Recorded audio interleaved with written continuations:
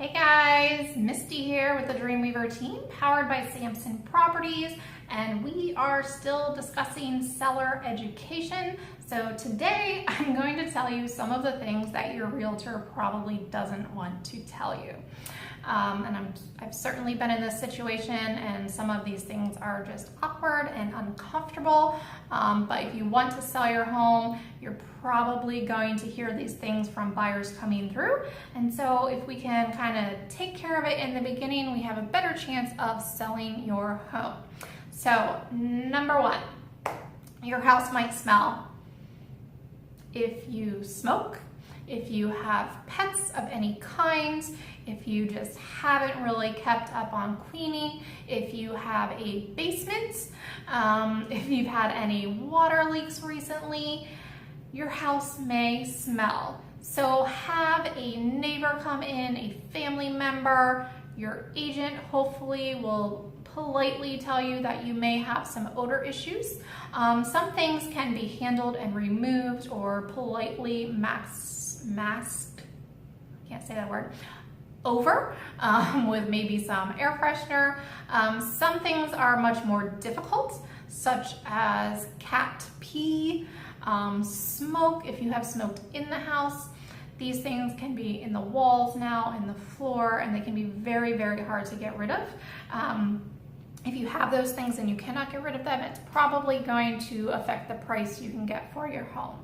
So even if your home looks gorgeous, you've done all of the updates, and you have, a house down the street that maybe doesn't have that stuff, you may still end up having to sell for less because of those odor issues, because the buyer knows that they're going to come in and potentially have to rip up all of the carpeting, replace wood floors, paint with kills, potentially take walls out if it is really in everything. So that is number one. So pets, odors, smoking, everything like that. The second thing is wallpaper. Yeah, a lot of people still do not like wallpaper.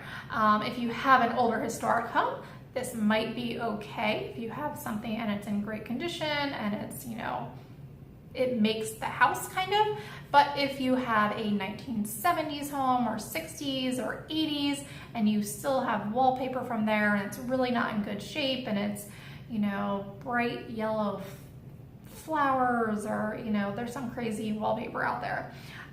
Even if it's in good shape, some people just will still not like wallpaper. And wallpaper is a huge pain in the butt to get rid of. They don't want to do it. So if you are not willing to remove the wallpaper, you're probably going to end up with a lower price, or you just need to take the time, spend the expense, and get it out of there. Do a fresh coat of paint.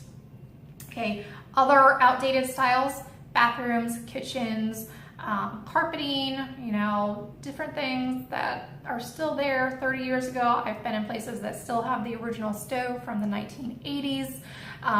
Unless it is a vintage, iron stove in a log cabin or something like that, it's probably going to affect your sale price. So if you have those and you're comparing your home to a new build and it has all the granite and the stainless and all those things that people want nowadays, you're not going to get the same price. And if you're looking at, what Zillow says your home is worth and all of that, and you are in a community where everyone has updated all of that stuff and they're comparing, and I come in and say your home is worth $200,000 and Zillow says it's worth $300,000, you have to realize that they are comparing your home sight unseen.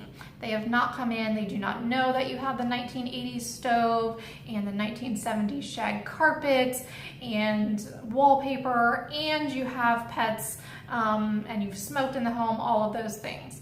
And I'm not trying to tell anyone that those things are wrong and that you cannot enjoy your home. I'm just telling you that they may affect your sales price, and it is something that we need to discuss how things are going to be handled so that we can find a buyer for your home. The last thing is cleanliness, and that doesn't necessarily mean dirt. It may just mean you have a lot of stuff. My husband is one of these people, and my garage is full of stuff that he collects, and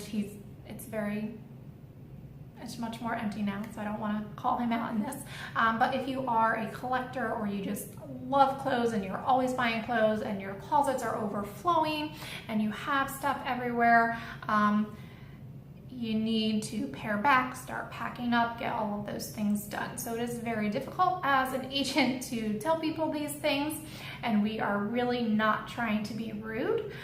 We just know what buyers are going to be looking for, and these things distract them and make them devalue your home. So in order to get the most for your home, we need to have these discussions to kind of address these issues. So if I come to your house and we have to discuss these things, I apologize in advance, but we really want to get the most money possible for you.